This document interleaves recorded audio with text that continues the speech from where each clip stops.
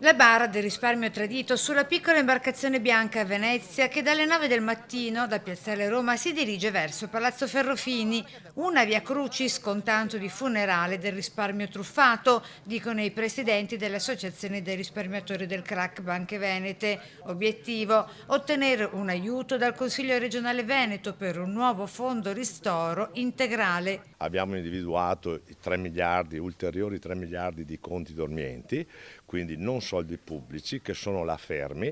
Siccome è vero, è stato fatto un fondo che però era pieno di insidie e quei pochi che hanno ricevuto l'indennizzo in sostanza hanno ricevuto un 2% degli interessi. Sono le 10, la bara resta fuori in Calle del Pestrin. Alle 10.05 la speranza di ottenere il sostegno del Consiglio regionale si spegne. In breve per loro l'ingresso è vietato. Ne nasce un'accesa disputa. Riferisco in aula che nei privati cittadini che hanno fatto una legittima protesta, cioè qui in Veneto non si può nemmeno protestare dopo lo scoppio delle banche. Il consigliere Arturo Lorenzoni, PD, a fare da tramite iniziale. Lui è uno dei consiglieri firmatari dell'interrogazione presentata nei giorni scorsi a Consiglio e Giunta regionale per capire quali le azioni messe in atto fino ad ora a tutela dei risparmiatori traditi. Per cercare di recuperare quei soldi e di aiutare queste associazioni. Sono veneti che sono stati truffati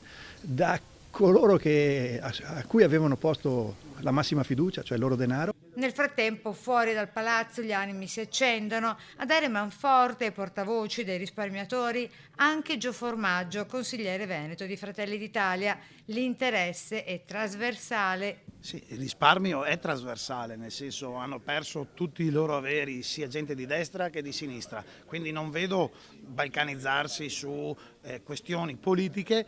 Se il governo, la regione, i comuni, chiunque può dare una mano a questa battaglia, che è una battaglia di dignità. Niente da fare, non si entra in Consiglio regionale Veneto e già ci si prepara per la marcia su Roma, dritti dritti verso il governo, anche qui con tanto di bara al seguito e non soltanto. L'appello di Federcontribuenti ai risparmiatori.